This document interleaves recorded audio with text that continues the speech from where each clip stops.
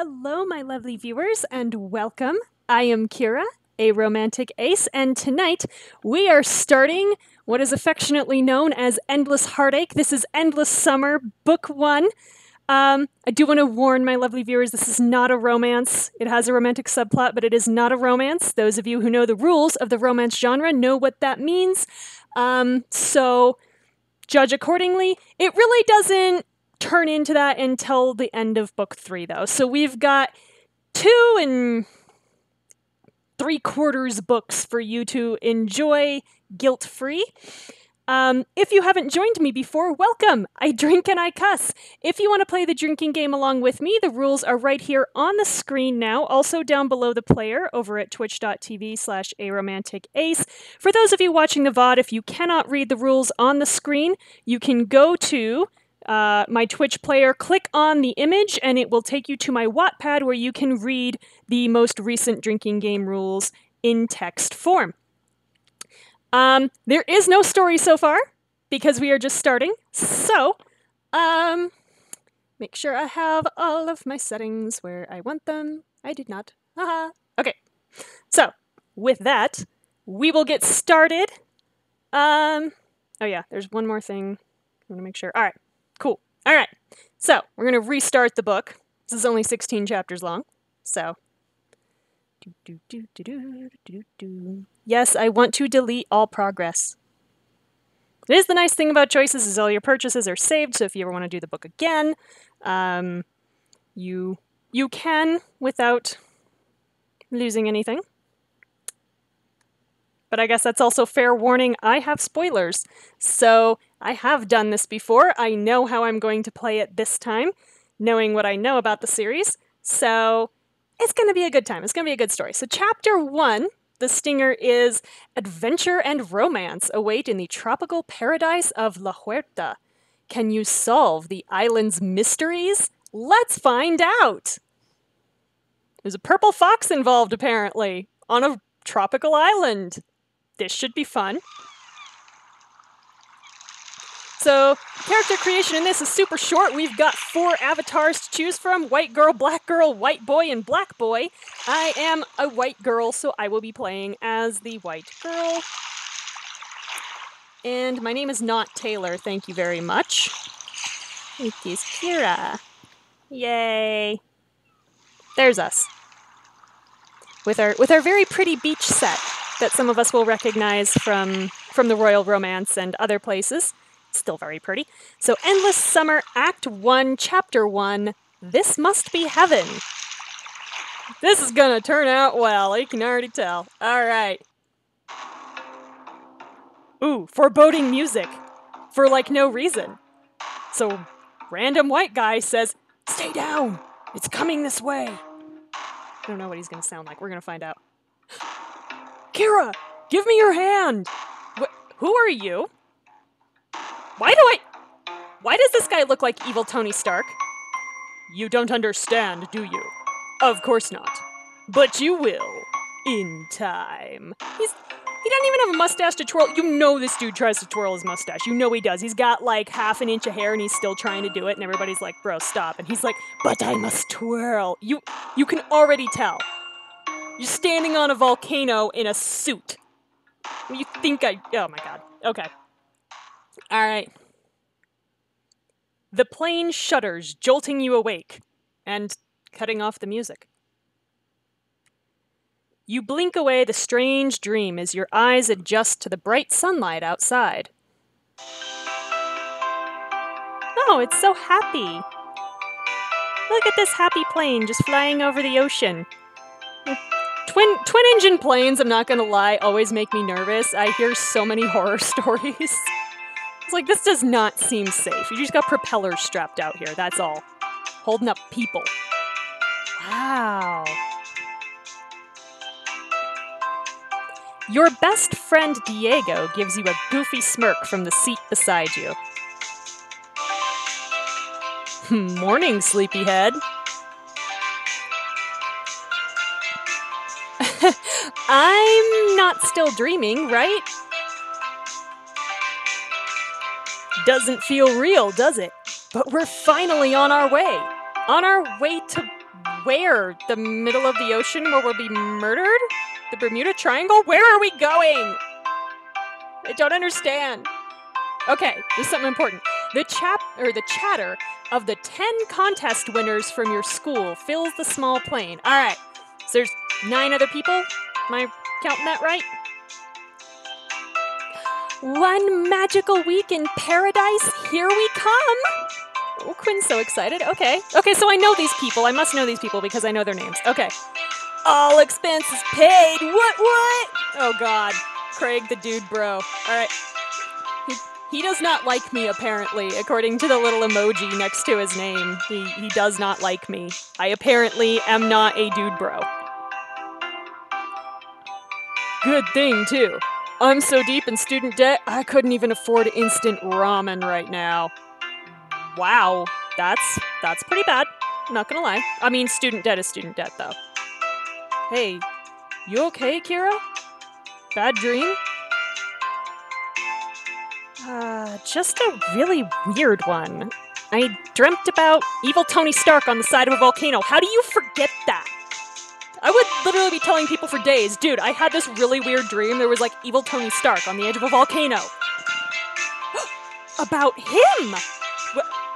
Is evil Tony Stark on the plane? You instantly recognize the guy walking down the aisle towards you. That is not evil Tony Stark. Okay. You had a dream about Sean Gale?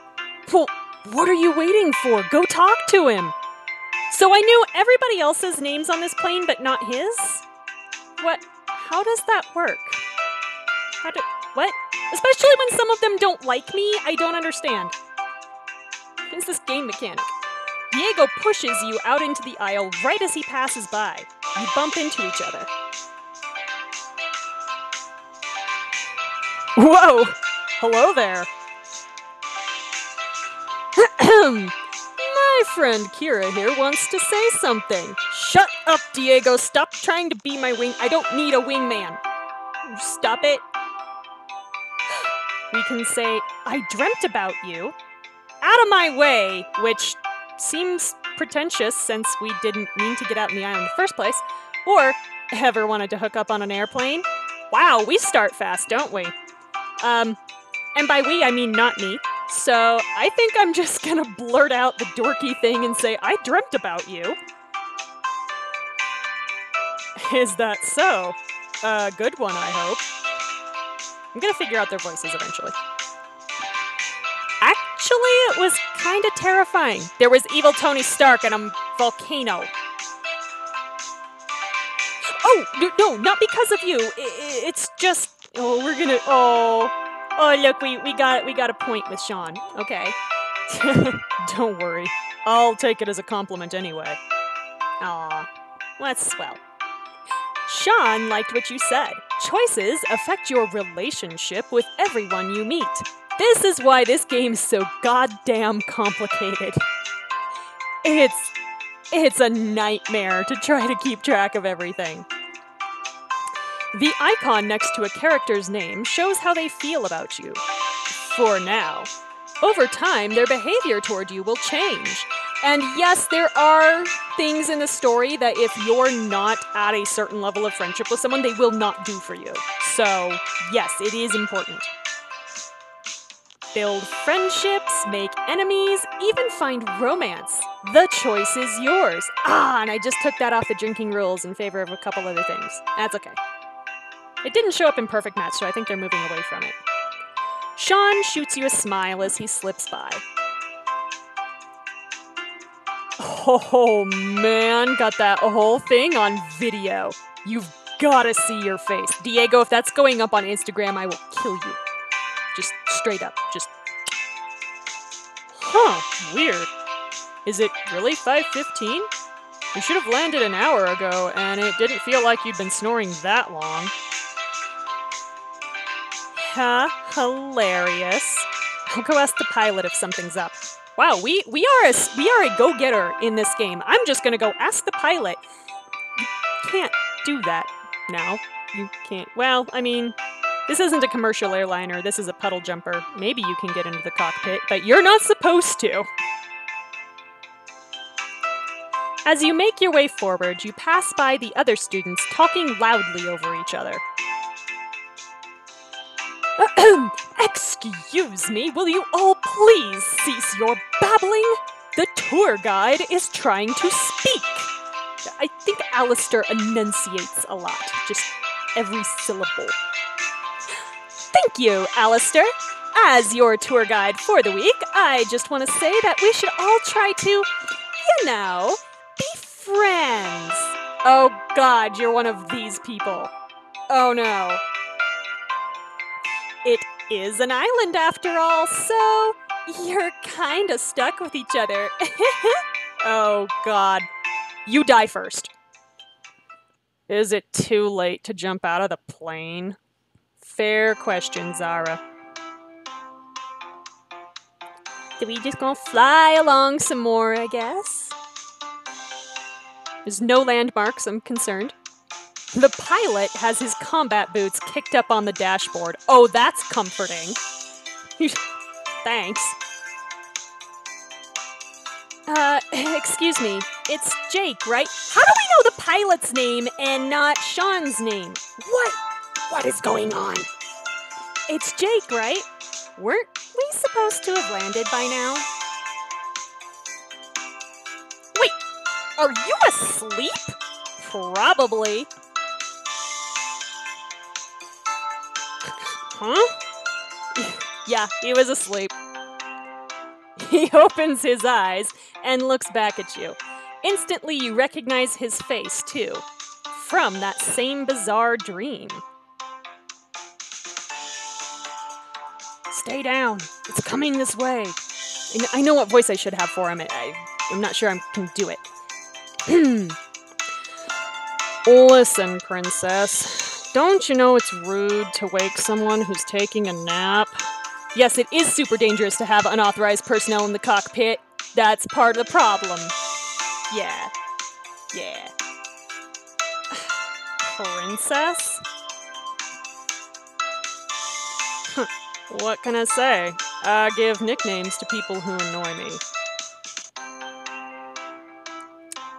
Well, in that case, I'm calling you... So what do we nickname Jake? Our choices are Top Gun, Aragorn, Jared Leto, ew, no, or Hotness. Hotness seems a little uncreative. Jared Leto makes me want to throw up. Aragorn, if he cuts his hair and shaves, he's not gonna look like Aragorn anymore, so that seems kind of silly. But Top Gun, since he's a pilot and wearing combat boots, I'm gonna go with that. We're gonna call him Top Gun for the rest of the books. Top Gun? Hang on, you can't be giving me nicknames. That's my thing. I don't know. I like it. Might keep doing it. I like how we're giving him... Our pilot. We're giving our pilot shit. Just let that sink in. Huh. You ain't clever enough to keep him coming. Takes work to be as good as me. Anyway, relax. We ain't landing till... What the hell? That time ain't right. And that ain't right either. Oh God, that's a good thing to hear your pilot say. He whacks the instrument panel on his dash a few times. Oh my God, percussive maintenance. He fixes shit like I do. Okay. That's comforting. You sure you know what you're doing? No. Huh. If you knew half the things I've survived, you'd bet on me to get you through anything. Yup. Out of nowhere, turbulence hammers the plane. You're thrown into the wall of the cockpit. The very dramatic music happening. I like it. Ah! Poor little plane is now fucking and carrying on in a storm. Poor little plane. Oh my God, everybody's gonna get so sick. It's that up and down thing that gets everybody. Oof. Oh, just great. This storm front's coming in quick. He leans in and grabs the yoke. She probably should have had a hold of anyway. Get your ass in a seat here and tell everybody to buckle up. But I literally can't get back to my seat because the plane is pitching so bad.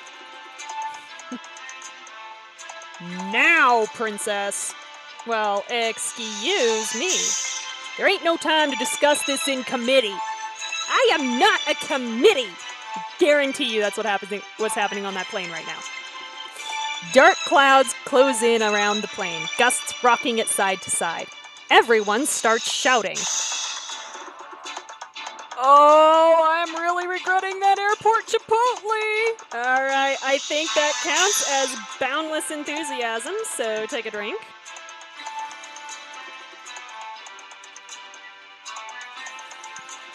Oh yeah, good stuff.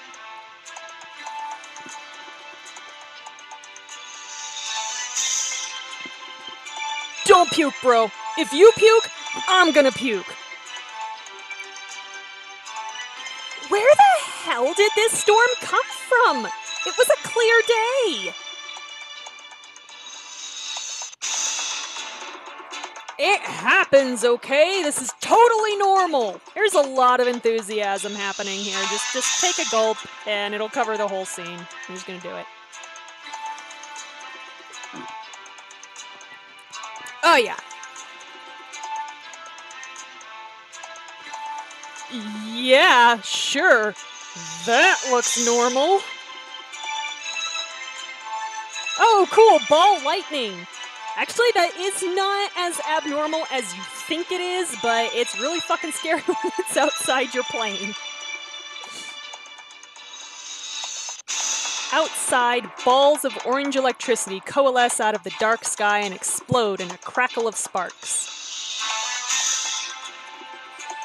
It looks like ball lightning, but I've never seen anything quite like this. Oh, Grace. Oh, well, it's not going to show you apparently, but now we have Alistair saying, "This is all wrong." There it goes. "This is all wrong. I can't die here surrounded by these morons." Oh my god. He's Bertrand 2.0. Everyone, just breathe. We're gonna get through this. Michelle is a piece of work. She really is. She really is. I have opinions about her that you'll find out. Oh god. Oh god. A blistering crack of thunder deafens you as lightning strikes the plane. Sparks fly in the cockpit. That is not safe. That is absolutely not safe. Also, planes are equipped to handle lightning strikes. This is fairly routine, actually, for aircraft, but that doesn't mean the sound of the thunder isn't gonna scare the shit out of you. Well, engines just lost power. Bringing her down manually. Everybody, hang on. Oh my god, we're all gonna die. We're gonna die, and we've only made 2 choices, y'all. The shouting grows louder as your classmates start to panic. All except one. A girl with a tight ponytail and a long scar across her eye sits alone in the back row of the plane, silent and unfazed. Very silent. Very unfazed. Kira! Safety first! Please find a seat! Well, if I didn't listen to the pilot, I'm not going to listen to you. You look around for an empty space around you. So we can sit next to Quinn or Sean. I think I'm going to go for Quinn. Sean seems like he's handling things, but Quinn looks like it sounds like she's about to have a problem. So come here, Quinn. You tumble into the seat beside Quinn as the plane lurches violently. Quinn's face is drawn tight, refusing to look.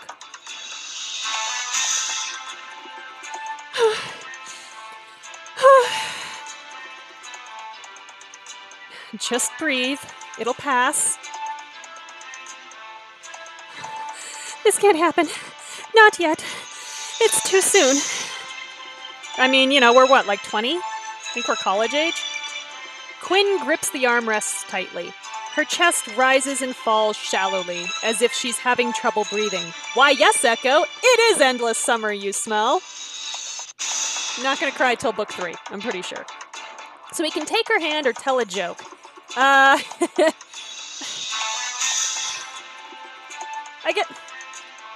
guess I'm gonna be the person who just, like, tries to minimize the entire situation. Let's tell a joke.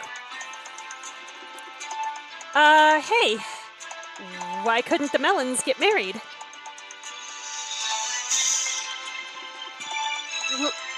What? I have no idea. Because they can't elope. Wow, that was a horrible, horrible joke. That was awful. Wow.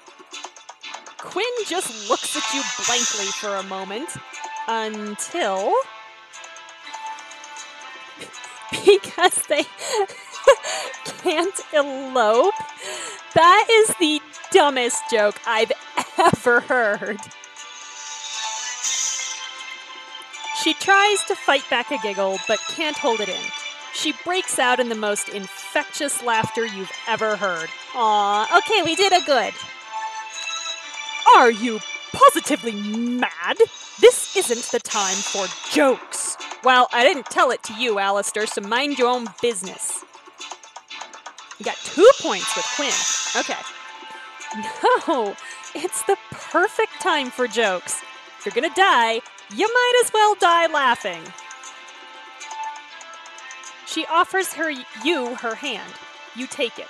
She smiles sweetly, and it somehow makes all the shouting and alarms fade to the background. Aww. I'm Quinn. Kira. Meanwhile, the plane is still threatening to kill us all. Well, the weather is threatening to kill us all. The plane's trying to keep us alive here. Yeah, Alistair is a pill, too. He really is. He's more of a pain than Michelle in my book. Just a little farther. I think we're almost out. I thought you were bringing us down manually because we don't have any more engines, dude. What is going on? Just as the lightning reaches fever pitch, the plane bursts out of the storm clouds into clear sky. Cool, we've hit the eye of the storm now. Oh, and our engines are working again. Magically. Because of course they are. I think we can get rid of the boundless enthusiasm rule now.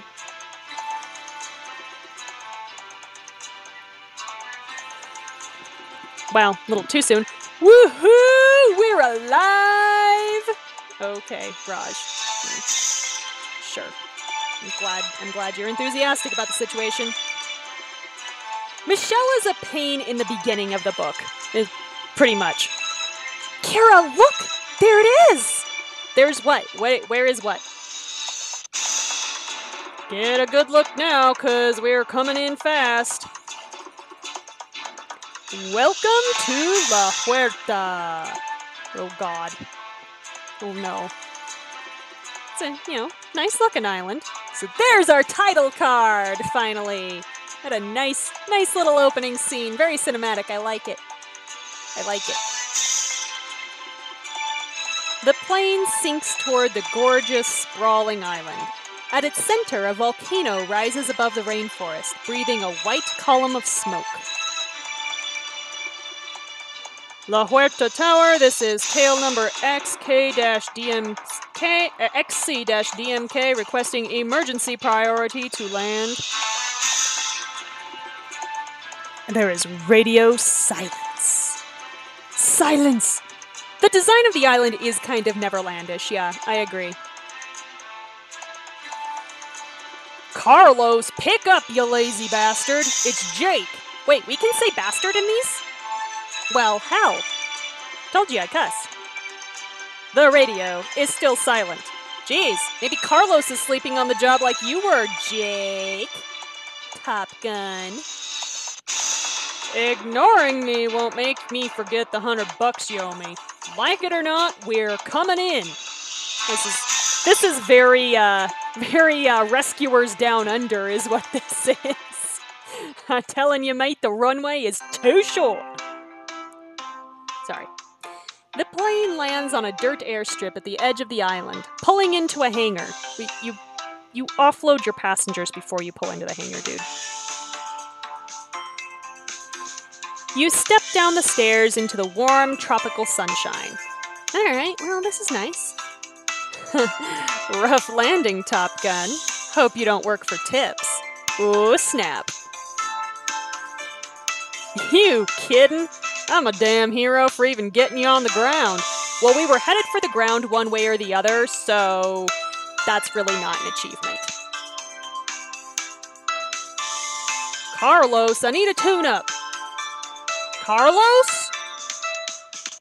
I mean, you've got good autopilots now, which is why pilots can just, like, fall asleep on the plane, but you're also supposed to have a co-pilot if you plan to nap on the plane, which Jake did not. So, what the fuck, Jake? As Jake marches off, the rest of your group pulls their luggage from the plane's cargo bay. This island's supposed to be one of the most beautiful places on Earth. The beaches, the waterfalls. It's also home to a plethora of rare flora and fauna. Only 10 spots on the trip, and they had to give one to this dork. Hey, Craig, fuck off. Be nice to Grace. You reach for your suitcase handle just as Sean does. Ooh. Oh, sorry. If you want to carry my bag, go right ahead. Oh my god. Could you be any more desperate? Well, hello to you too, Michelle. A pretty girl in heavy makeup drapes her arms around Sean. People like you always hover around the spotlight like moths. Okay, sure. Spotlight? What?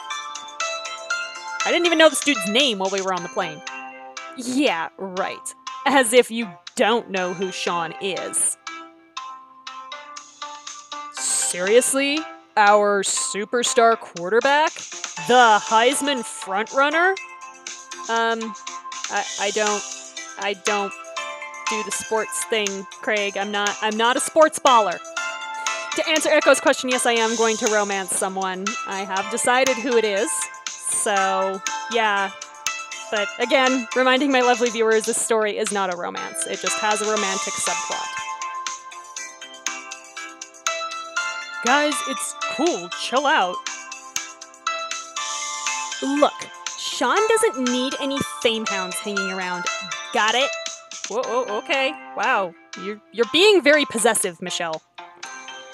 So, we can say, exactly, so what are you doing here? I think she's giving us a pretty clear signal what she's doing here.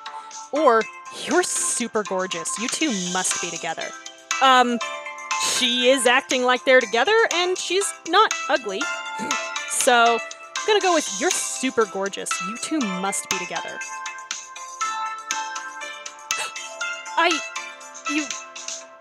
Well, yeah, thanks. I mean, Michelle does go pretty heavy on the rouge, but they literally describe her as being in heavy makeup, and it's either that or do some weird shit with eyeshadow, which doesn't always look good on cartoons, so, Ooh, Michelle now likes us just with one compliment. Interesting. You're right on both counts. You won over Michelle. Her relationship icon has changed, and now she will behave differently toward you. Ooh. We're in reality, Michelle, remember? In reality, we are not together anymore. Ooh, ouch.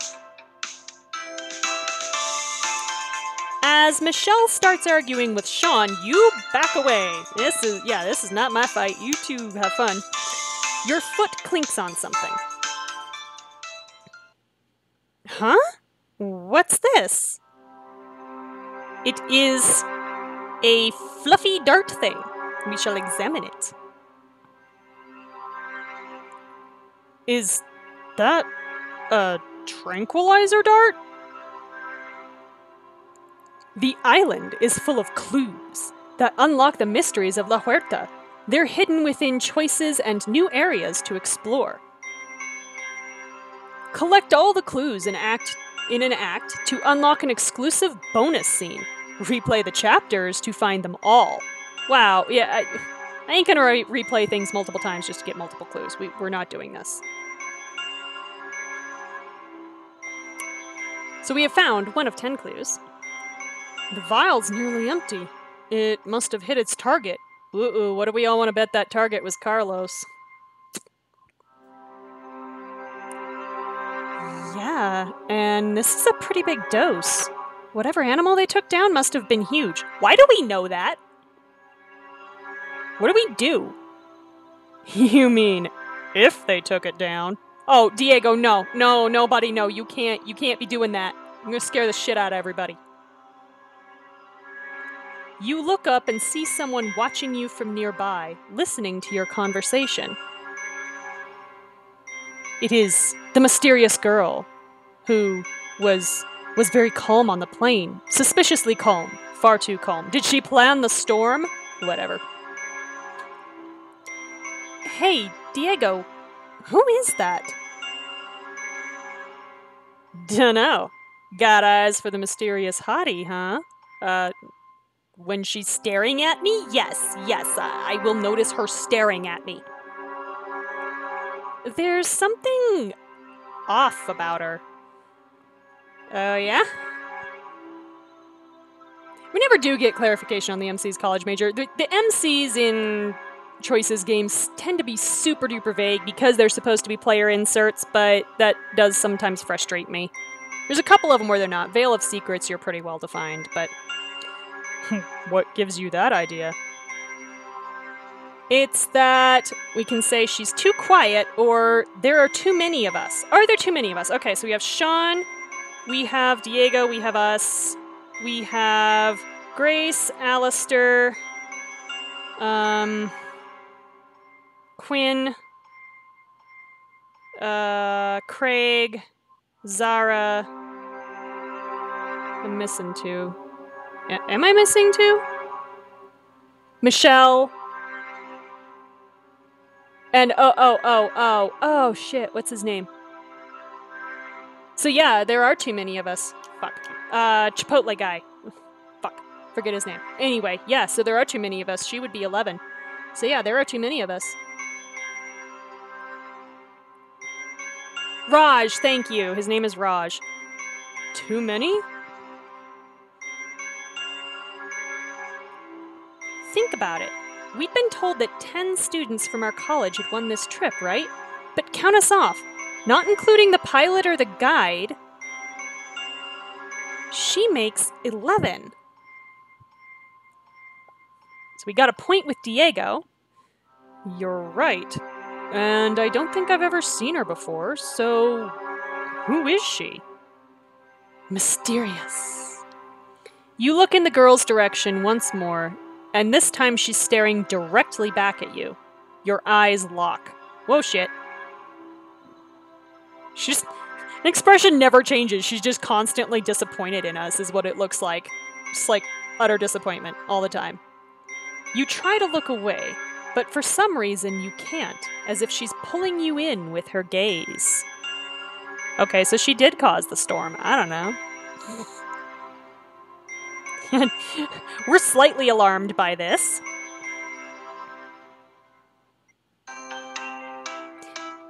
Hey, Lila, where the hell are your people? Oh, by the way, I think that counting off everybody counts as genre savvy, so take a drink.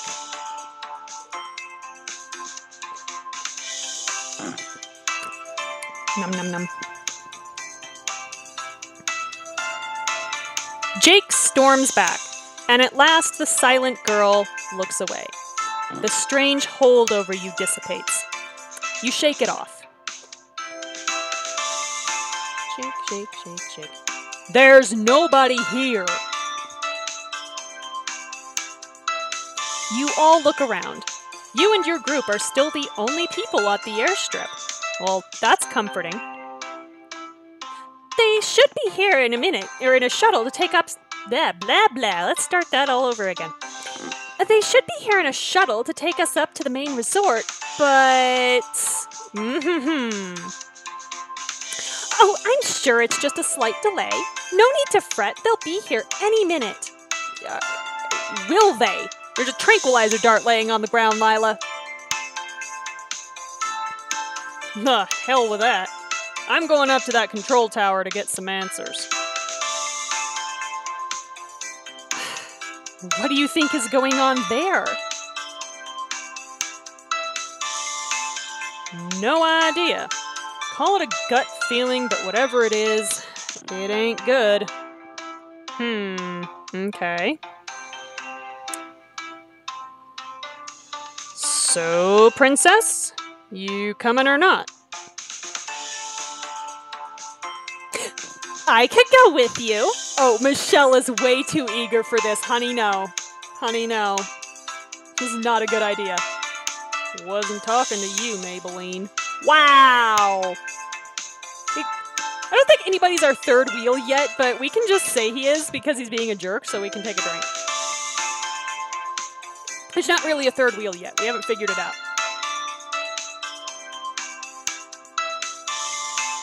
Come on. Show me my people. There we go. Okay. I guess the rest of you, please follow me. We'll take the short walk up the hill to the resort. Sounds fun, right? Yay! Oh my god, Lila... I think every time Lila's on screen, we're just going to have the Boundless Enthusiasm drinking rule, because god. Calm down. Quinn? Where are you going? That's a damn good question. Where are you going, Quinn? Quinn is skipping past Lila, unbuttoning her blouse. Whoa, wait, whoa. Some of us want to explore the beach a little first. We'll meet you guys at the hotel. Oof, this button's stuck. Kira, could you help me? Could I? With her buttons? Oh, sure. Quinn draws close to you and you help her undo the last button. She slips out of her top. Is there T for teen? There's gotta be a bikini under it, right? Yup. Okay. That's better. You're coming to the beach with us, right? Premium choices can give unique opportunities for romance and adventure. They often also unlock clues that help you uncover the mysteries of La Huerta. I promise I can read.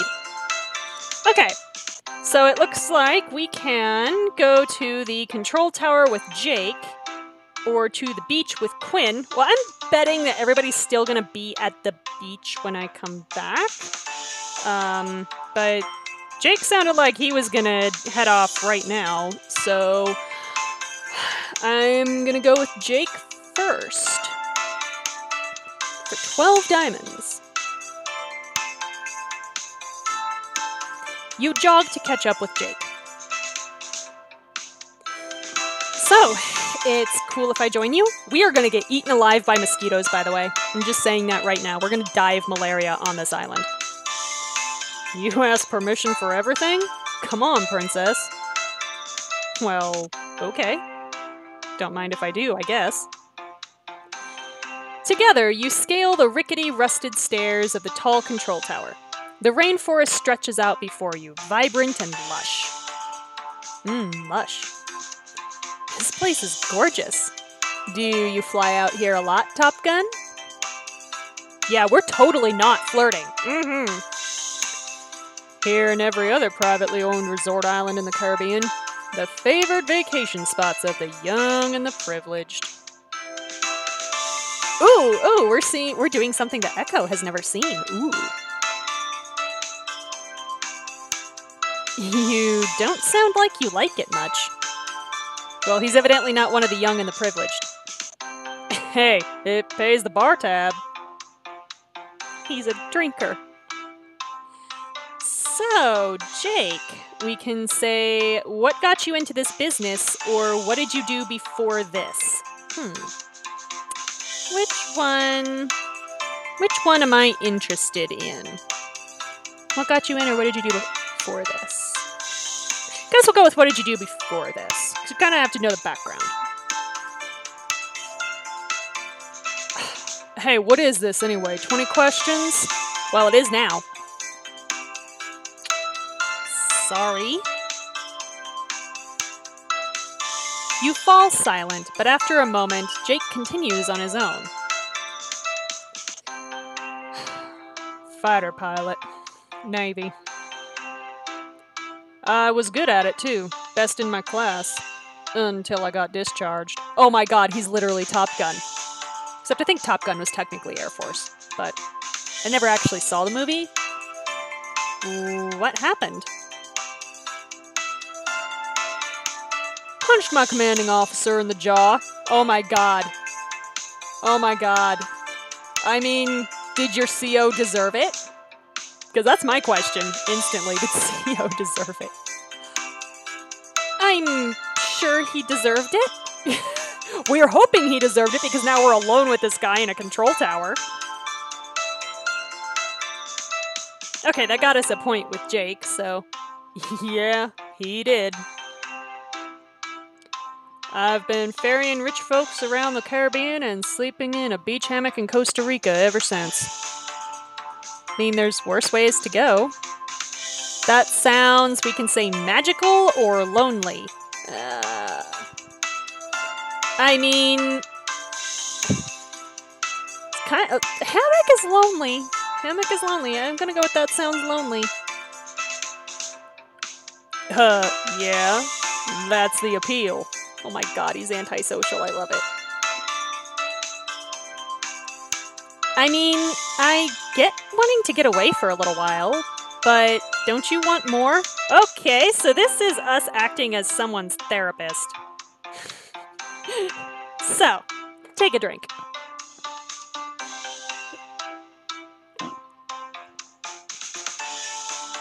Someone to come home to, someone to listen to you, someone to hold you all through the night. Wow! We do start fast. Okay. Huh. You offering, princess? I mean, it got us a point. I guess. What? No! I just meant in theory. Mm-hmm. Yeah, that's what we meant. Theory. In theory, I wanted to be the best pilot the Navy had ever seen. In practice, well, you just can't beat a cold beer and a Caribbean sunset. Oh, okay. I guess you're happy with that, so sure. You continue to climb the tower's stairs when a step cracks in two beneath you. You start to fall through. Jake! Okay, so when we're in distress, we don't call him Top Gun. This is good to know. Jake reacts instantly, grabbing you and pulling you into his arms. Oh, because of course he does. Okay. The aloes are at it again. Gotcha! The rusted fragments of the metal step... Oh, bleh. The rusted fragments of the metal step twirl as they plunge 50 feet to the ground. Ooh, yeah, that would have probably been fatal. By the way, the control tower that's in that picture does not look like it's 50 feet high, I'm just saying. Right now, that does not look right. Oh, I think you just saved my life. Well, now you owe me one. Come on. Finally, you reach the top of the tower. Jake pushes open the door to the control tower. Carlos, you dumb... Hey, what the... Ooh, mysterious music. There's no one here. Why did I half expect to see a velociraptor up here? Like, seriously. There's no one here. Yeah, the control tower looks 20 to 30 feet high. 50 feet, you gotta remember, that's like a 5-story building, y'all. That's high. Thanks, Eagle Eyes, I couldn't tell. Hey, you're calling us Princess. We only get one nickname.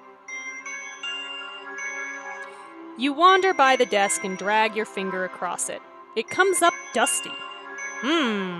That's weird. Are you sure they still use this airstrip? Of course I'm sure. I was just here a few days ago, and I'm damn sure. He trails off. Jake? Why is it so silent? You turn to find him staring past you through the window, enraptured by what he sees.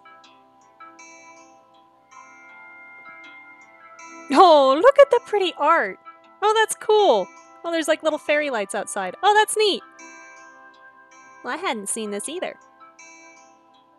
Look at his delicate little fingers! In the distance, the island itself pulses with red and blue light, colors fluttering over the trees, tinting the atmosphere in a rippling aurora. Ooh, and that's not normal this close to the equator, because of the way the magnetic fields on the planet go. So this is the control tower weird lights, 2 of 10 clues found. What? On instinct, you... So we can touch the glass or hold Jake's hand. How fast do we want to start?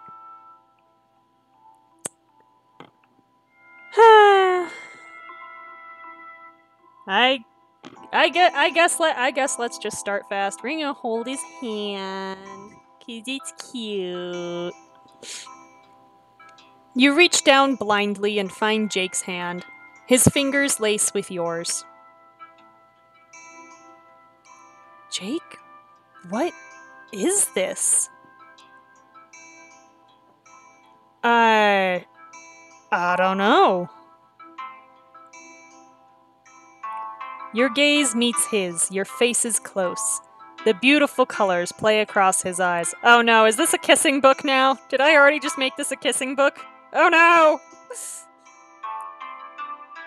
But hey, it got us 2 points with Jake, so... He still doesn't like us. This is interesting. Jake,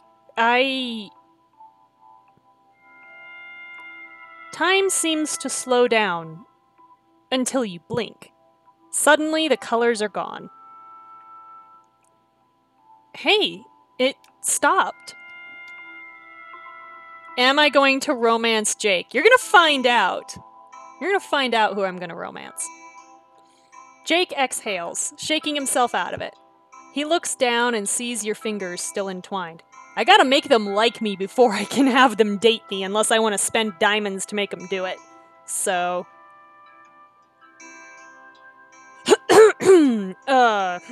sorry. Yeah, you're not sorry. Shut up. Look, it, must have been something weird with the glass here. Who knows? Forget it. Just... come on. Oh, what's the matter? Did I give you a feeling, Jake? Did you have a feeling? It's okay to have feelings. Really, it's okay. Jake ducks out of the control tower. You hesitate a moment, looking back to see whether the aurora returns. But everything appears as it should.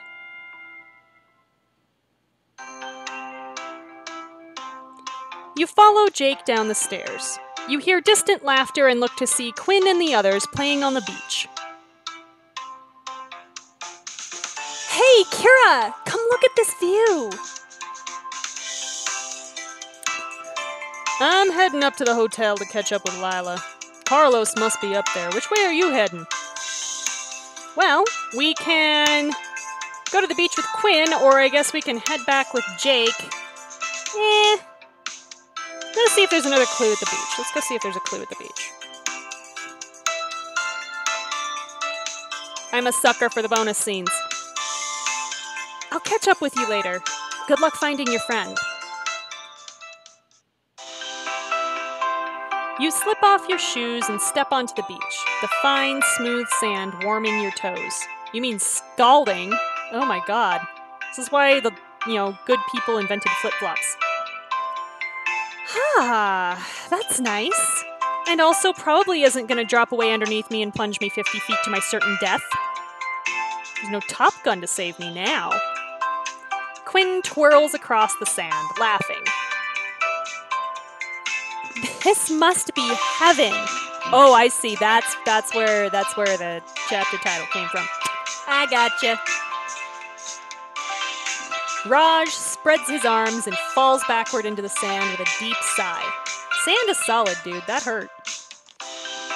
Yup. I'm just staying here all week. I'm never, ever moving again. You're gonna have to pee at some point, my dude. That's how bodies work. Could someone get me a beer? No, Raj, get your own damn beer. You're an adult, if you can drink beer. I think Choices is rather confused on what the drinking age is in the United States, because they definitely show people drinking in some of these books at ages where they are not old enough to drink. Isn't this wonderful? It's like our own private paradise, Kira. Oh, that's right, because she likes us now. Okay. So she's being nice to us. Yeah, this is our turf. Sure, Craig. Why don't you like me? Quinn bounces over to you. This game is awful if you have a pathological need to be liked, by the way. Isn't this magical? It's almost like we have the whole island to ourselves. Almost. Except for whoever shot the tranquilizer dart and whatever the tranquilizer dart was for. Just saying. It's so peaceful, and that water looks amazing. I wish we could go swimming. Well, that got us a point with Quinn. Who says we can't? Quinn grabs your hand and leads you out into the water. Come on!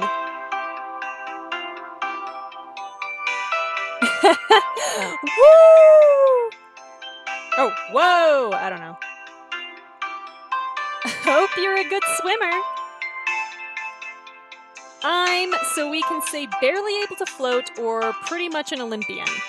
I feel like if we can't swim very well, being on an island, very small island on vacation probably wasn't the best decision we ever made. So, I'm pretty much an Olympian.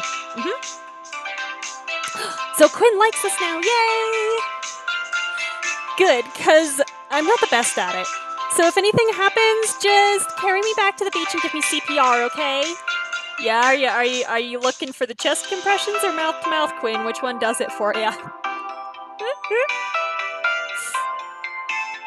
Sure, I'll be your hero.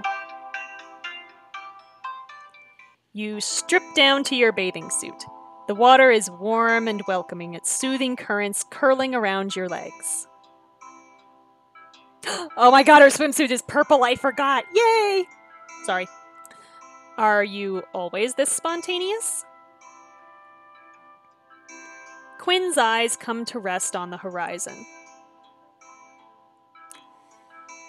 No, I wasn't always like this. But after last year, I've tried to make the most out of every day.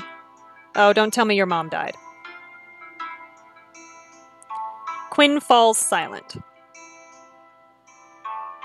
So we can ask what happened or splash her. I feel like this is not the moment to push on whatever happened. So she seems to like being playful and joking around, so I'm just going to splash her. You scoop up a handful of water and splash it all over Quinn. Ha! Ah, that got us a point. Okay, cool. Oh, I get it. You're pretty spontaneous yourself. Yeah, we are. Yeah, sure. I mean, we was up there holding Jake's hand, so why not? Then she smirks and splashes you back. Hey! You splash each other, drenching yourselves. Quinn rushes toward you. Then trips and falls onto you. You fall onto your back in the surf with Quinn on top of you. Oops. Oh yeah, Quinn, like I don't believe that was on purpose. Stop it. Don't apologize to me. Suddenly, Quinn's eyes light up, and she pulls off you. Kira, look! But what am I looking at? Something small and dazzling leaps out of the water and unfurls wings that gleam like jewels. Whoa! We're gonna get to see it? Oh my god, it's a little fairy rainbow seahorse. Y'all, oh my god, it's so cute. Oh my god, look at Quinn. Oh my god, it's all so cute. Look at him. Look at him, they're so cute. Okay. The creature flutters in front of Quinn, its iridescent wings catching the sunlight. Then it zips off into the distance. Those wings aren't really made for doing that, but okay. Did that seriously just happen? Have you ever seen anything like that? But that was our third clue, a weird creature. Or strange creature, or whatever they called it. I don't know. This island must have species we've never even heard of before. Like, you know, rainbow seahorse fairies. Yeah, that's totally normal. Quinn turns back toward the shore. Guys, did you see that? Huh? Who cares? Do you see this? Craig is slowly burying a snoring Raj under a pile of sand. Everyone else already went up to the hotel. Come on, let's catch up. Who's gonna carry my bag? Uh-oh. Ugh. Michelle, carry your own damn bag. The others start to head up, leaving you and Quinn behind as the surf swirls around you. I can't believe they missed it! It was incredible! You and I are the only ones who saw it. It's almost like we shared a secret. Ooh, secrets. Secret seahorse! The seahorse of secrets! Sorry, I'm having too much fun with that. She looks at you for a long moment and laughs. We got another point, yay! I'm glad you were with me, Kira. Me too. I mean, I saw a rainbow seahorse fairy, but how often do you see that? You and Quinn head back up the beach and get dressed.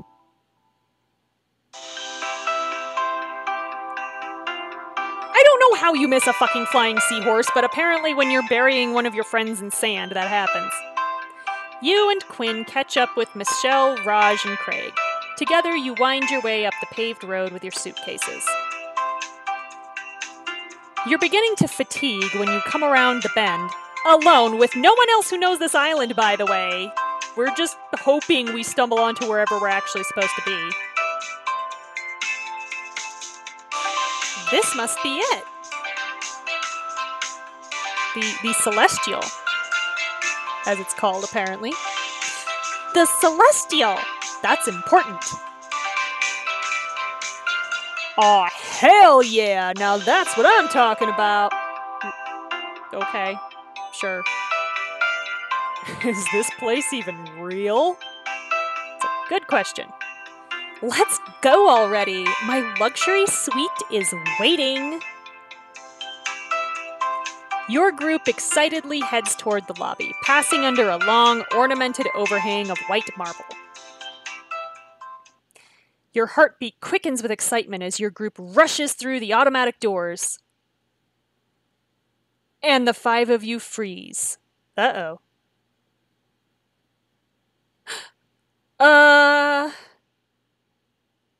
What the... Why are we shocked? The group that left with Lila is standing in front of you, bewildered. So they've been waiting this entire time that we've been on the beach, and I've been going up control towers and staring at auroras with shaggy-haired boys. Beyond them, the entire lobby is devoid of life. Life.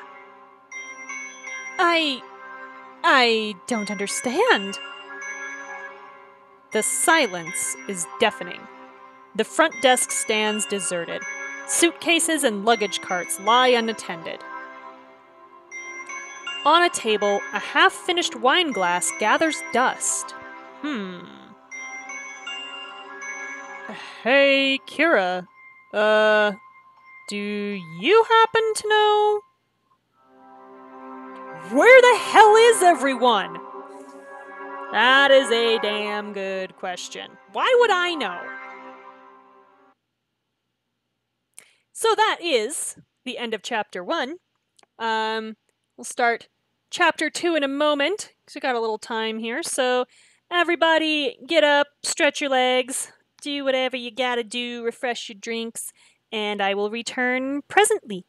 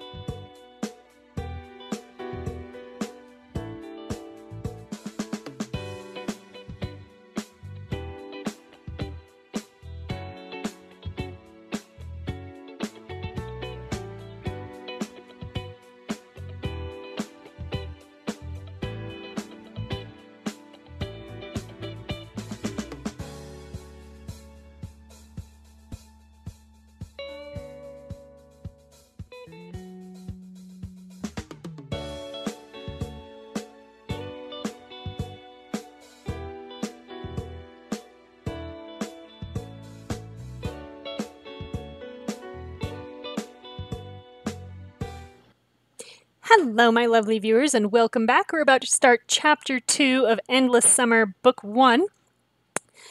Yeah, Echo, getting Alistair to like you is not an easy feat. I did actually manage it on my first playthrough. I got through with him liking me. He was not my friend, but he did like me. And it was a hell of a fight. It really, really was. Pretty much every time you have to choose whatever is going to make Alistair happy because it's so easy to have him not be. So, yeah. Yeah, there's some characters that are easier to please than others. It looks like Quinn is the easy one out of the female characters, who's a potential love interest. Sean, of course, is the easy one out of the men. Alistair is, I think, the hardest out of everybody. Lila's not terribly difficult. Grace is really easy to get to like you. Zara, you've got to kind of fight for. She's almost as difficult as Alistair. She's not as difficult, but it's close. So, yeah, you've got to be super careful about how you play all of these if you want certain people to like you. So, it is possible. It's just incredibly difficult. So, the stinger for Chapter 2 says, you and your new friends are completely isolated at a paradise resort. Is it time to panic or party? Well, as long as we can get off the island, I think it's time to party. But let's find out.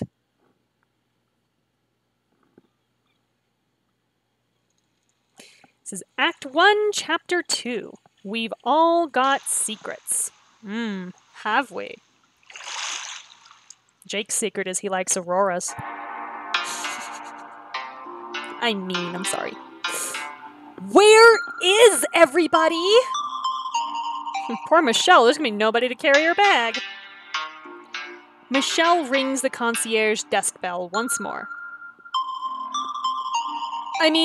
Hello? It's not really enthusiasm, though.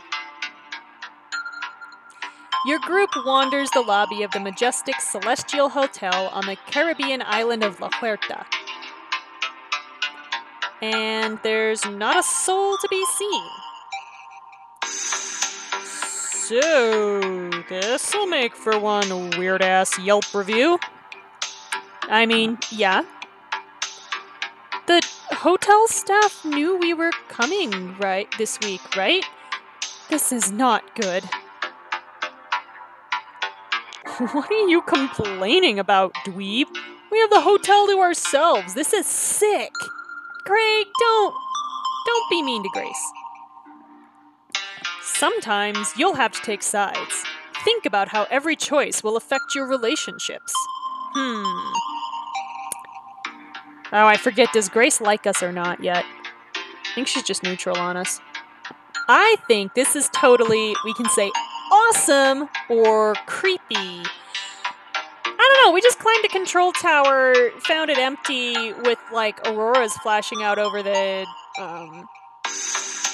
rainforest, and then got accosted by a rainbow seahorse butterfly. So, I guess that could technically go either way, but I'm gonna go with that's a little bit creepy, because that's not normal. That's creepy. That's kind of creepy. I'm with Grace on this one. Something like this doesn't just happen. We should be trying to figure out if something's seriously wrong. So Grace now likes us with 2 points. Yay! Thanks for backing me up, Kira. I don't want to sound like I'm raining on everyone's parade. Yeah, I would. This would probably be about panic time for me, too. If I knew that I could still get off the island, I would be okay. But if I thought that was going to hamper my ability to get off the island, yeah, I'd panic. Just not even embarrassed about that. Just panic. Well, that made our relationship with Craig go down. But you are raining on it. You're going full-on monsoon on my parade. Hey, Craig. I'm the one who rained on shit. Leave her alone. Raj pops his head behind the bar and grins.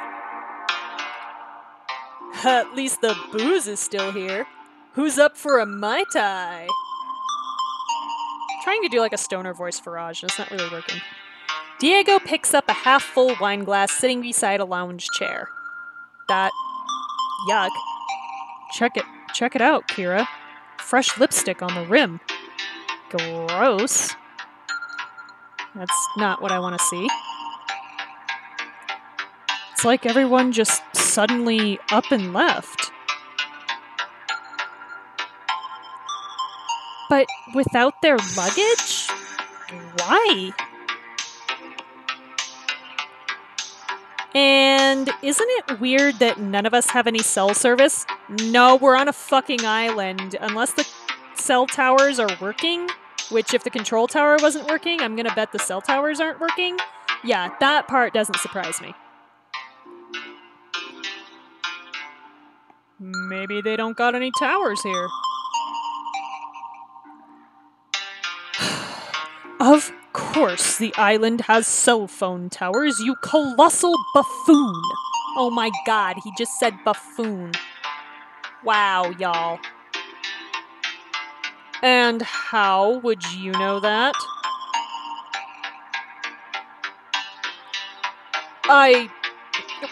Well, of course,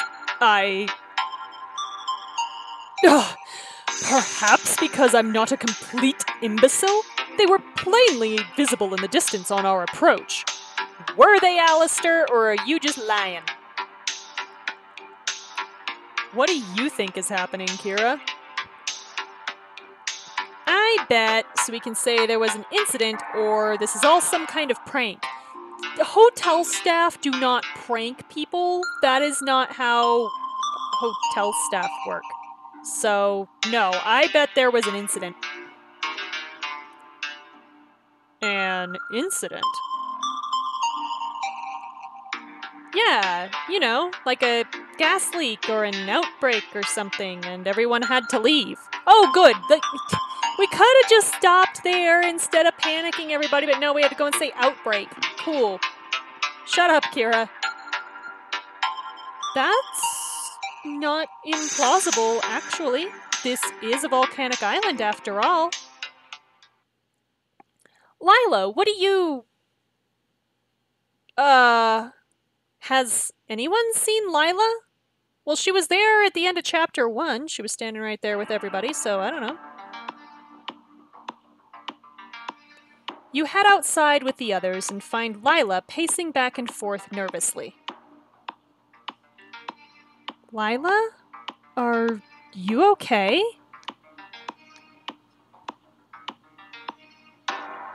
Oh, me? I'm perfect. I'm sure this is positively nothing to worry about. I'd bet it's just a fire alarm test. Or maybe even a hotel-wide beach picnic. I think we'd be hearing something if that were the case, Lila. Yeah. Or maybe the Care Bears came down from the clouds and took everybody to Happy Happy Land. Isn't it called Care-a-Lot? Isn't that where the Care Bears live? I don't know. Jake, that's not helping. I mean, no, it's not, but... Have you even watched an episode of Care Bears? You just sound ignorant. Not helping? You're the one sitting around here playing story time. How about getting some real answers? 'Cause, truth is, I'm not here to help, I'm here to get paid. And right now, ain't nobody here to pay me. You can try that all you want, Jake. You were already helping, so shut up. Jake is supposed to be Drake 2.0, is what he's supposed to be. However, there is a stark difference between Jake's brand of assholery and Drake's brand of assholery. Drake is an out-and-out asshole. Drake just literally insults us constantly. Whereas Jake at least, like, he condescends a little bit, but he's not hostile, really. So he pisses me off somewhat less. We're only getting answers if someone around here shows some leadership. Looks like you're not up to the task. Oh God, will you two stop air-ladding? You throw a ball around and you think that qualifies you to talk to me about leadership? Oh God, oh no. No! Everybody just put your dicks away. Just put it away. Jake and Sean step closer to each other, squaring off. I think this technically counts as third wheel as a jerk. So, here's my little thingy. So yeah, I'm gonna take a drink. Kind of doesn't matter which one's our third wheel yet because they're both kind of being jerks. Boop. Listen, we can say, shut up, Jake. Back off, Sean. Or, will you both quit puffing your chests? I think this also counts as us being somebody's therapist. So, take a drink for that. Because we're going to say, will you both quit puffing your chests?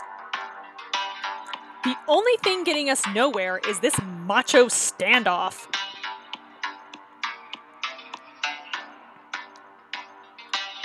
Whoa! Hang on. Captain America here's trying to...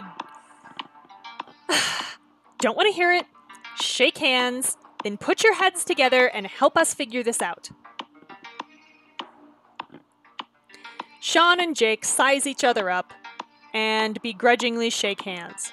Yeah. Better? Have a Snickers. You get a little hostile when you're hungry. Alright, so Sean now likes us. Yay!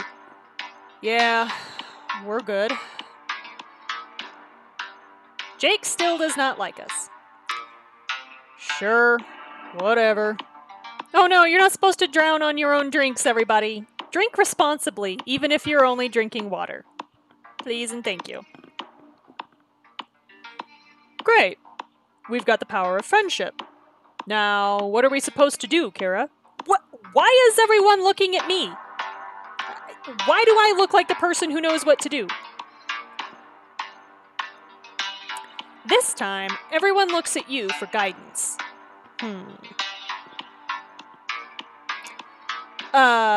Me? Well, there has to be something around here that'll tell us what happened, right? I say we split up and search the hotel. Oh, wonderful idea, Kira. Sure. Maybe I'll find something at the pool? The pool, huh? I like the way you think. I'll go with Brain Trust. Oh my god. He's gonna nickname everybody. Yo, Craig. If things were normal, what would we be doing right now? Eating? Exactly. We'll take the restaurant. Perfect. Where would you like to look, Zara? My god, don't tour guide this, Lila. Don't care. Well, how about we check the ballroom? Still don't care. Come on, show me my people. Ugh, okay, well, player character says, in that case, I'll check out the... Oh, come on. There we go. So we can go with Raj, Grace, or Zara. Okay. It's basically like, who do you want to build your relationships with, except I do know that one of the choices leads to a clue. So... this one leads to a clue. We're going to go to the ballroom with Zara. Much as I would actually love to go to the pool because I think that scene is really funny. But soon, everyone's split into groups. You're about to follow when you do a head count and pause. What is it, Kira? That girl. The quiet one in the hoodie. You remember the way she held your gaze.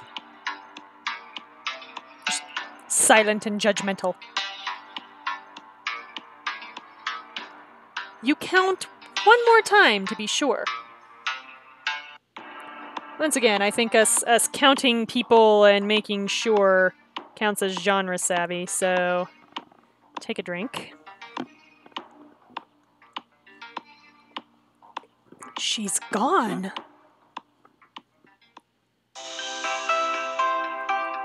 You follow the signs to the ballroom with Zara, Quinn, and Lila.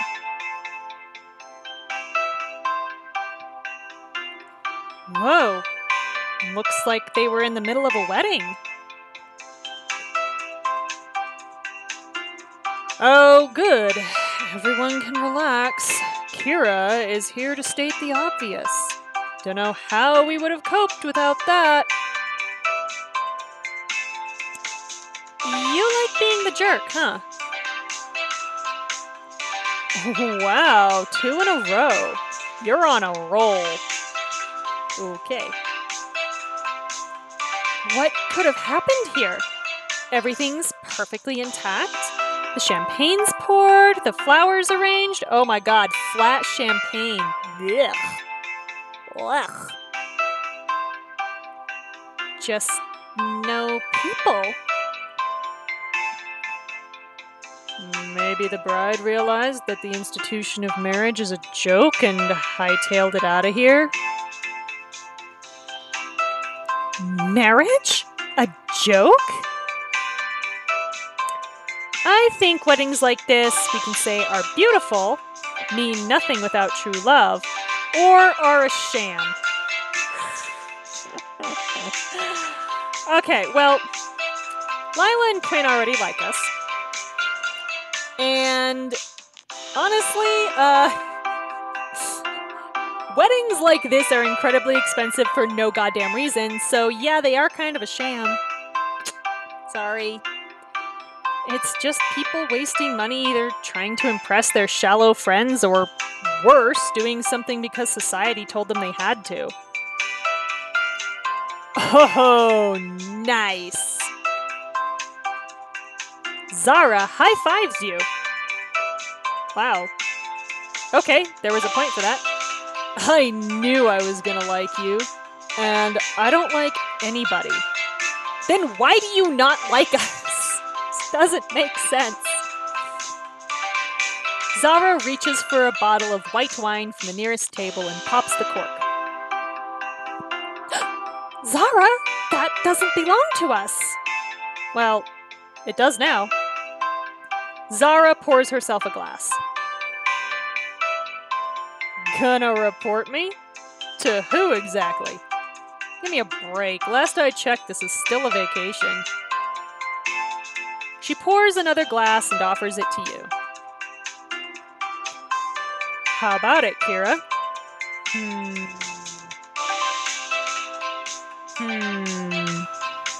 Do I take it or not? It's true, take a drink. Somebody's drinking in the game.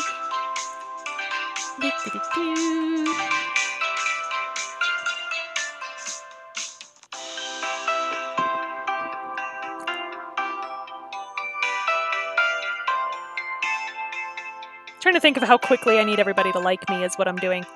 I've already got a kinda decent starting point with Lila, I guess. So let's try to bump Zara up a little bit faster. Let's drink the wine, take another drink.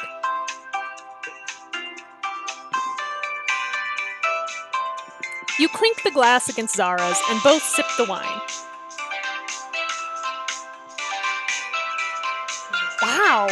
Did not realize wine could be that good, especially white wine. You get another point. Okay, cool. Seriously, that's some genuinely good stuff. They must have spent out of control on this. Quinn, do you want some? Oh, what the hell. Might never have this chance again, right? She sips the wine and smiles at you. Quinn takes the bottle from Zara. Let me see that. Look at this label. This wine was from 1922. Whoa. Zara, you just uncorked like an $800 bottle. Well, it was just sitting here. Zara burps. Gross.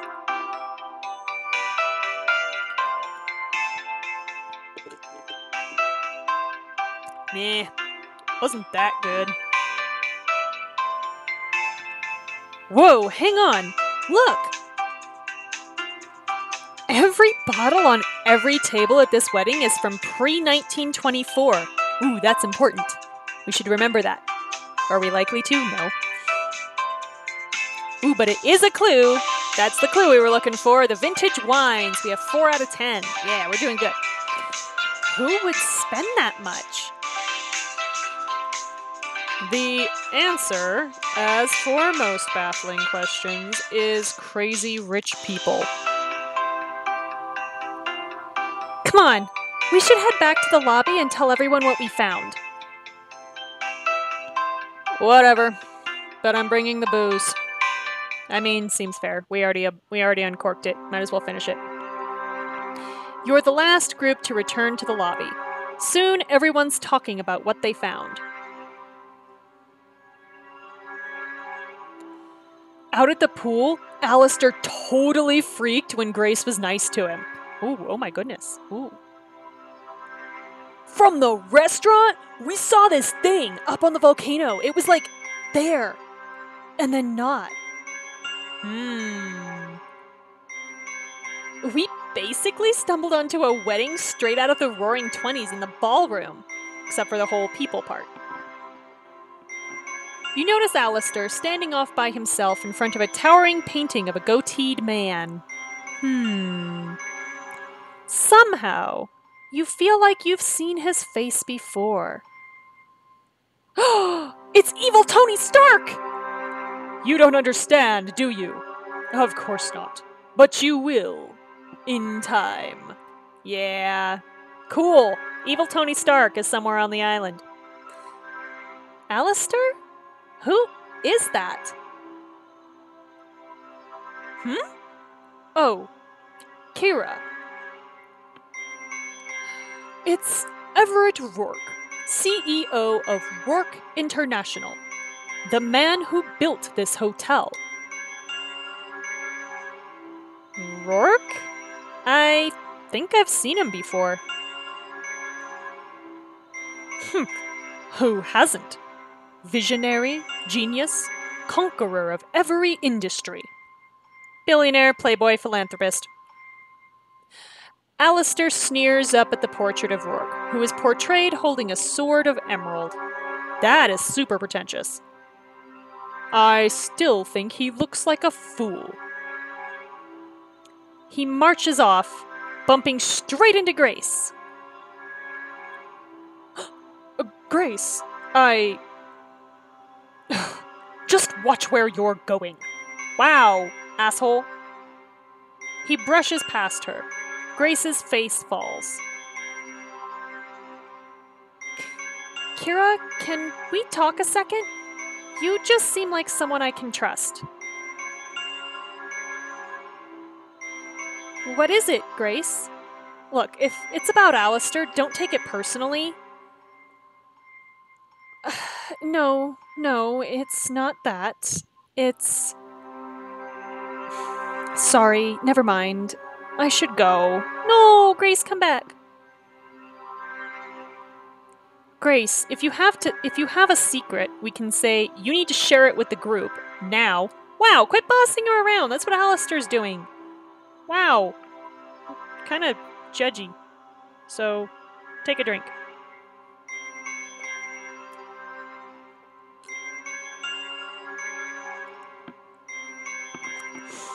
You can say you need to share it with the group now, or it's okay to keep it. I trust you. Far better to trust her now. So it's okay to keep it. I trust you. You do? Yes. I know you'll do the right thing, and when you're ready, you'll share. Grace bites her lip, then pulls something out from under her sweater. Yay! That's 4 points with Grace. Wow.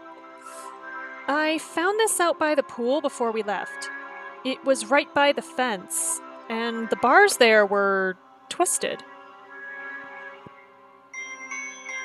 So we examined this sharp tooth. It is a clue. So we have 5 out of 10. We're halfway there. Already. Whoa, Grace, this is a tooth. It's gotta be nearly a foot long. Right. Whatever it came from, it's big. I didn't want to share it because I was afraid it would scare some people the way it scared me. But you made me realize that we're all in this together, and everyone should know. Okay, here we go. Together, you and Grace rejoin the group and show them the frightening tooth. No way. There's nothing with teeth that size these days. It has to be a fossil, right? I mean, I don't know. We saw a fucking flying seahorse earlier, Jake. Think anything might go here. Everyone fidgets, unsure what to make of it.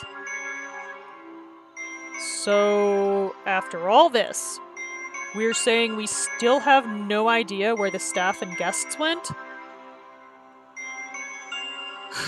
All we've got is more questions. So, what do we do now? You go to bed. You wheel around to find the mysterious quiet girl standing right behind you. Yeah! Whoa! She's back! It seems like some enthusiasm there, so yeah, here's my rule there. Take a drink.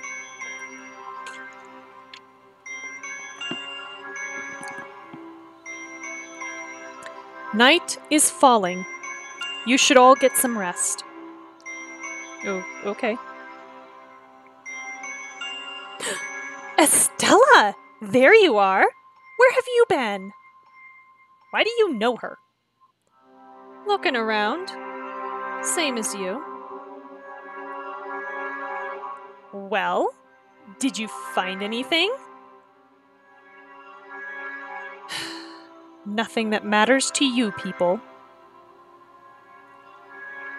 Hey, shouldn't you let us decide that? We've all got secrets.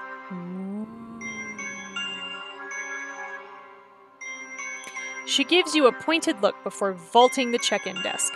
She snatches a room key off the wall. Like I said, night is falling. I suggest you get some rest. You're gonna need it. With that, she paces off around the bend and disappears, leaving your group in confused silence. Okay, what the hell's that supposed to mean? Well, Lila should know, people's names since she's the guide, but, Estella wasn't supposed to be here, so why would she know Estella's name? I'm so confused. So very confused. Think she meant it's nighttime, bruh. Well, it is getting late, and we'll want to be ready to greet everyone when they return from wherever. Why would we greet everyone? Please take the key to your assigned room from behind the front desk. Assigned? Huh. Good one. Zara reaches higher up and grabs a key that looks like a queen chess piece. I'm taking a penthouse suite. Hotel's empty, right? Some of the others pluck more decorative penthouse keys from the wall. Haha, don't mind if I do. Gonna give yourself an upgrade for your stay, Kira? The room you choose will be yours for the rest of the story. And don't forget, exploring new areas might uncover new clues. Okay, I do know that choosing an upgrade will actually get us a clue here, but you look at the wall of keys and take. So we have the option of the honeymoon suite for 20 diamonds, the rainforest suite for 20 diamonds, or our assigned room. I feel like if I want the rainforest suite, I can literally just sleep outside, so I'm gonna go with the honeymoon suite. I'm gonna see how cringy this is. You ride the elevator up to the penthouse level and place the key into the lock. We shall confirm the key like we have any other choice. The door swings open, revealing a sprawling suite with a balcony overlooking a moonlit beach. Rose petals and wavering scented candles lead all the way to the bed. So it's very pretty. Why are there... Wait a second. There's dust all over everything. How are there burning candles? Whoa. There's a knock at your door. Take a drink.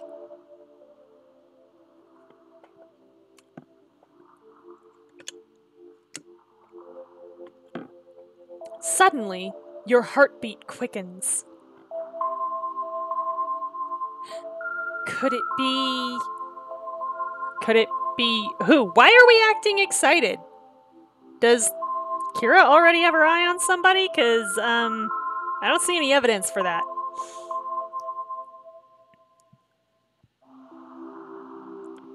You check how you look in the mirror and smooth your shirt. Then you open the door. Sup? Yeah, Diego, I love it. Oh, hey Diego. Why didn't we just look through the peephole? Were you expecting someone else? Shut up, Diego. Mind your business. What? No! Yeah, sure. I know you too well, Kira. If you're crushing on someone here, I'm gonna figure out who it is.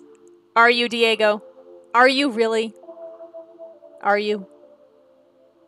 He strolls in and surveys your room. Okay, no fair. How come you get your own private hot tub? That is definitely gonna come in handy. For what, Diego? Is it too late to trade? You snooze, you lose. I mean, it's true.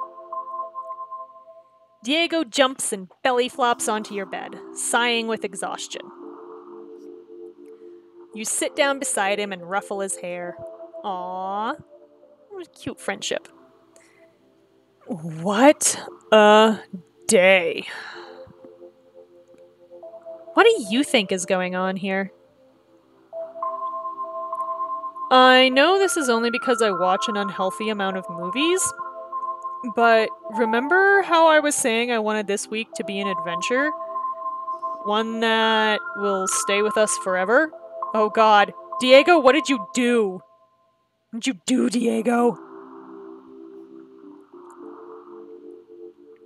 Maybe, just maybe, the universe is finally listening. Foreshadowing! He shakes his head, laughing at himself. Though, given my luck with the universe, I'll probably be back in reality getting bullied again come morning. Well, I think that sometimes you've gotta, so we can say, find the adventure in the life you're given, or force the universe to listen. The universe doesn't care. It really doesn't. It just continues to spin on. It really doesn't care. So you've got to find the adventure in the life you're given. I'm gonna be philosophical. Got a point with Diego. All right. And you say I'm the ridiculous one. Yeah, exactly. It's like Diego wished on a star and we all got whisked away to Neverland. Yeah, fuck you, Diego. You caused like 3 whole books of madness. Apparently. Diego laughs and grabs a pillow from your bed, whacking you lightly. You hear the soft sound of something falling behind the bed. Huh?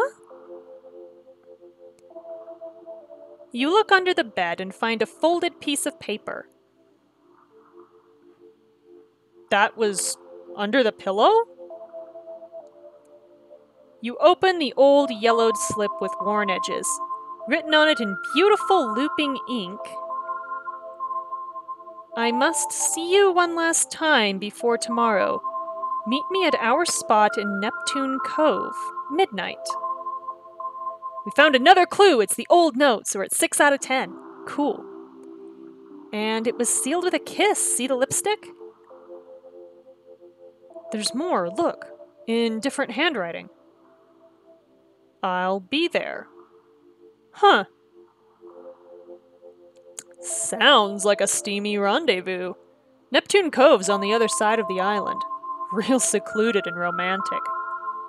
Okay. Hey, could that be where everyone went? Everybody went for a steamy rendezvous? I don't think so. This letter looks like it's years old. Even though there's candles burning in the suite right now. Just then, you hear more pounding at your door. Take a drink.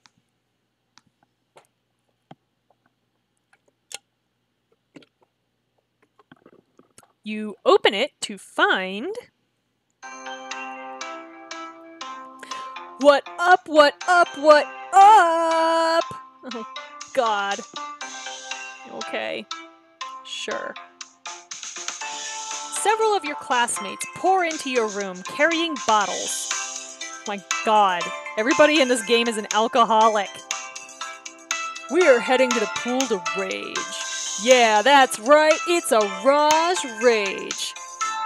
Yeah, there's some overtones in this book.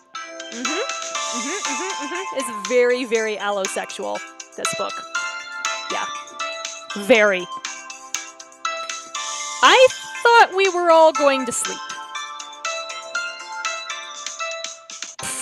We've got all the time in the world to sleep. Shots up! Oh my God. As Raj begins pouring drinks, Diego nudges you. You glance out the window and see several of your classmates lounging around the pool area setting up party lights. How do people know how to find things in this place? I don't understand. Usually this shit's like locked up in places. Oh, hell yes. I was so hoping this would happen. I don't know. It's pretty late. Come on, Kira. We promised we would make the most of this trip. Every moment's a chance to find love, find a new adventure, maybe even find yourself. Shut up, Diego. So, Kira, you're coming, right? So, we can go to the pool party for 19 diamonds, or we can presumably go to sleep, right? Yeah, go to bed early for free. I guess I gotta try to go with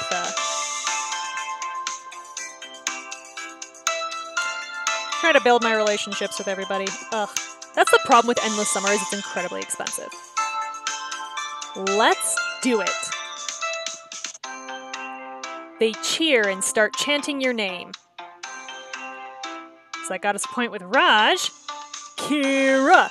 Kira! And a point with Craig. Kira! Kira! And a point with Zara. Fine. Kira! Kira! Well, what are we waiting for? Let's go. Hang on, I gotta put my suit back on. It's very pretty, though. You head down to the pool level, where Grace and Quinn are stringing up party lights. Oh, there's Kira! Love what you've done with the place. We found all these in that supply shed by the towels. And Grace rewired the circuits to make the lights sync with the music. Oh my God, of course she did. I love it. Not bad. You find Jake shaking up cocktails behind the poolside bar. How'd they rope you into tending bar, Jake? You lose a bet? Oh my... Okay. Still don't know who the third wheel is, but he's got his shirt off. So I mean, like, technically, I think both of our third wheels at this point probably have their shirts off. So take a drink.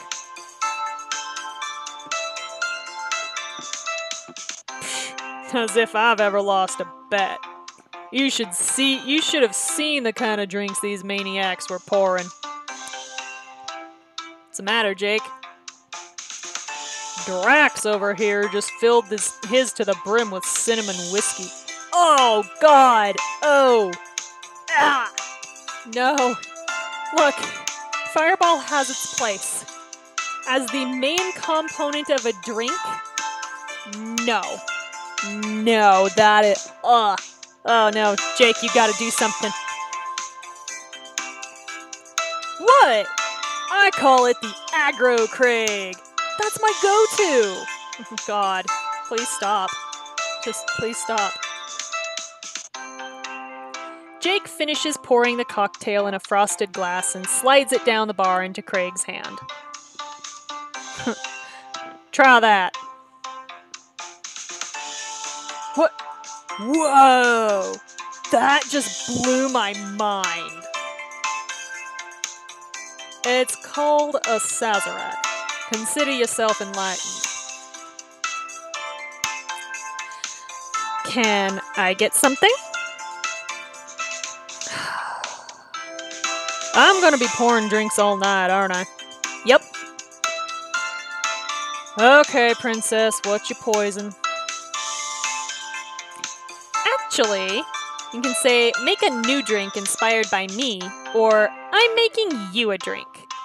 I don't know, he seems to be very protective of his liquor, so make your own jokes. So, let's make a new drink inspired by me. Inspired by you, huh? He looks intently at you for a long moment, then gets to mixing. Soon, you have a fresh, strangely colorful drink before you. You take a sip. There's people drinking all over this, by the way, so just, I'm just gonna leave that up.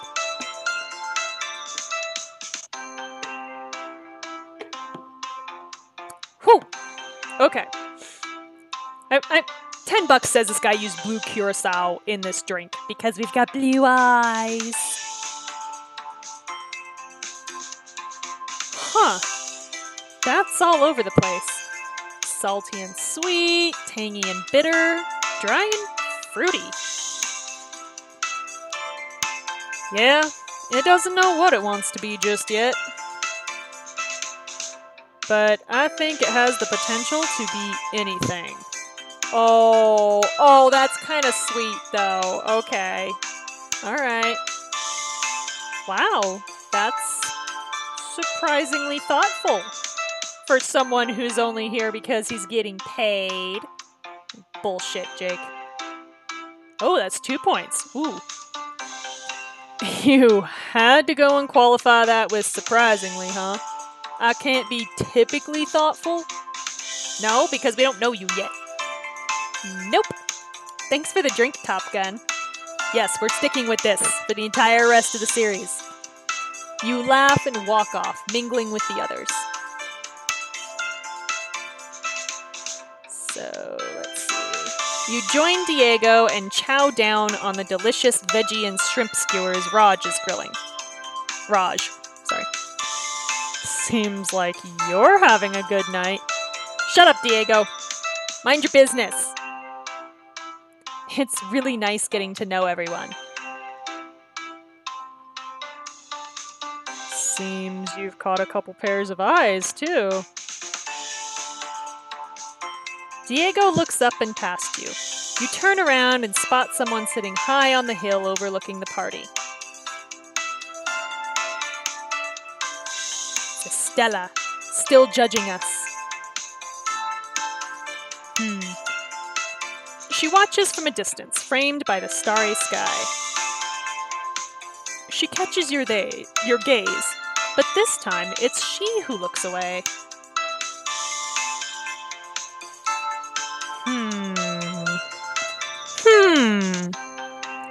Hey, who's up for a game of Marco Polo? Sean calls out from the pool, shirtless. He grins at you as some of the others... I hit the thing too soon. Anyway, some of the others I think have decided they want to play Marco Polo. Well, Kira, you in or out? Yeah, they run toward the pool eager to play. That's what happens. So,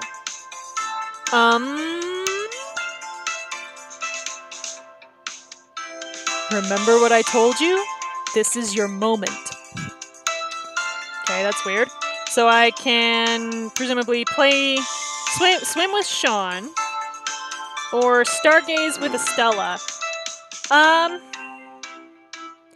So if we swim with Sean, Michelle's not gonna like us very much because, yeah, she still seems to think Sean is hers. And she only, like, just started to like us. And Sean already likes us. Estella isn't sure yet, so I guess let's go build the relationship with Estella. Let's go stargaze with Estella. You get dressed and walk up the hill to the cliffside. Estella sits at the sheer edge, her legs dangling over. At the sound of your approach, she looks back. What is it?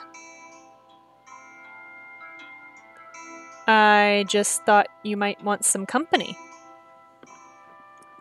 Sorry to have bothered you. I think we can finally take the drink off now. You start to go. No. Stay. Her hair falls gently across her face, but doesn't stop her dark eyes from reflecting the shimmering stars overhead. Wow, that's a cute picture of her. This does have the effect of making her look East Asian, though, when I know she's not. Even if just by her name, she's clearly supposed to be Latina. So, kind of an odd design choice there, but still purty.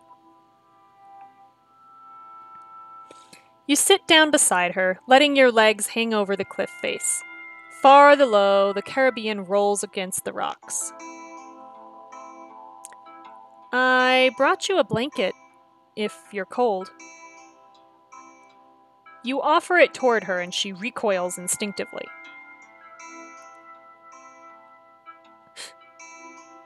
Why? I don't know. To be nice? She takes the blanket and puts it over her shoulders. Well, cool, that got us a point. Thank you.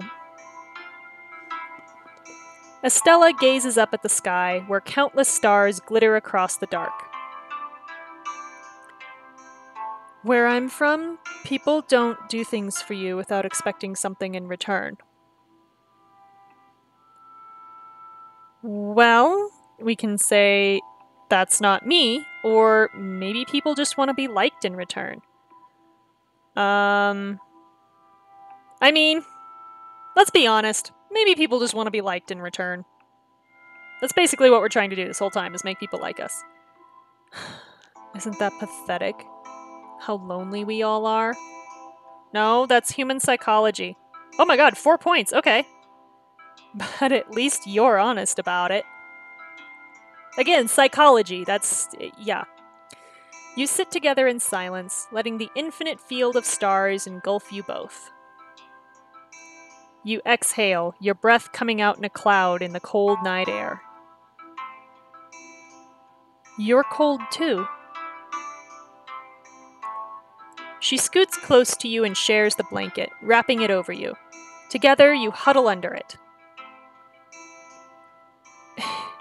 That was nice of you.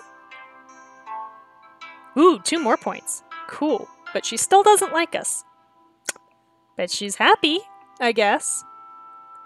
A pair of shooting stars streak across the sky before vanishing. Wow, did you see that? That was so beautiful. Suddenly, Estella pulls away and stands up, leaving you with the blanket.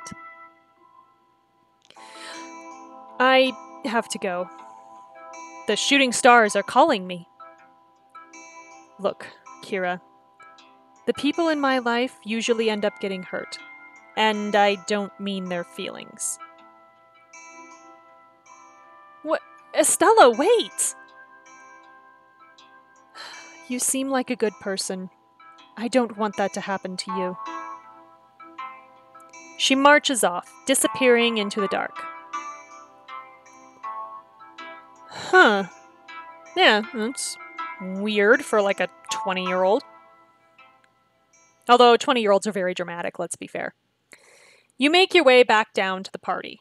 Because I do not honestly believe anyone here is 21. Except for like Jake and Lila. I feel like everybody is probably like 20. So this is all. Don't drink in the United States if you're under 21. Okay? Okay. You make your way back down to the party. Just then, you hear someone bellow from nearby. Woo! Let's do this! I think that counts as boundless enthusiasm. Will you just, like, be calm? My dude. Craig climbs the nearby gazebo and perches at the edge, ready to jump into the pool. Craig, that's clearly against the pool regulations. Shut up, Alistair. Oh, yeah? I don't see anything that says no badasses allowed. Yeah!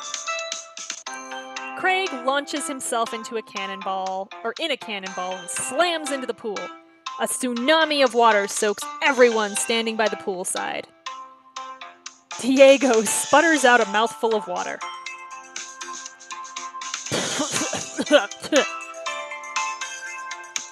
I'll go grab everyone some towels. You head past the pool toward the supply shed on the beach. Back here, the overhead lights flicker, leaving wide pools of darkness. Oh yeah, cool. Wander off by yourself at night for the second time, Kira, on an island where there's like flying seahorses and foot-long teeth. This is a good idea. You're scooping towels into your arms when you hear a strange rustling. Yep, we're gonna die.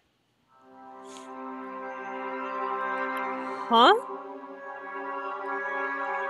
You pause and peer past the fence into the dark rainforest. The bright moonlight can't penetrate the thick canopy. Seeing nothing, you step closer and closer. This is like anti-genre savvy. This is how you die. And then you see it. Nope. Nope, nope, nope, nope, nope, nope, nope. Nope. Back away slowly. I don't know why they left a bunch of towels laying out on the beach instead of bringing them to the pool. No, but nothing in this game makes sense. A sinewy shadow, muscles rippling, eyes glowing fiercely in the blackness. Yeah, make yourself look really big and also scream really loudly. Or just scream really loudly. Ah! You recoil, tripping. You fall hard on your back. Kira, are you okay? Several of your classmates sprint over from the party, kneeling at your side. They follow your gaze past the fence, into the dark rainforest. Kira, did you see something? What was it? Oh yeah, I'd only here for the money, my ass. Sorry, I'm gonna hold this over him for a while. You stare into the darkness. The glowing eyes are gone. I have no idea. So that is the end of Chapter 2.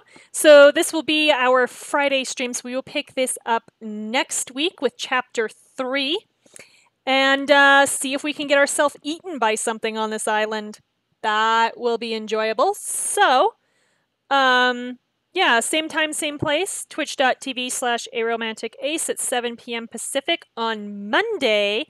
We will be doing the next chapter, Chapter 3 of Perfect Match. So tune in for that. I still have not been flagged by YouTube for tagging it WLW, so that's good. At least not that I've seen. So yeah. And then yeah, next week we will pick up more of Endless Summer. So catch you later.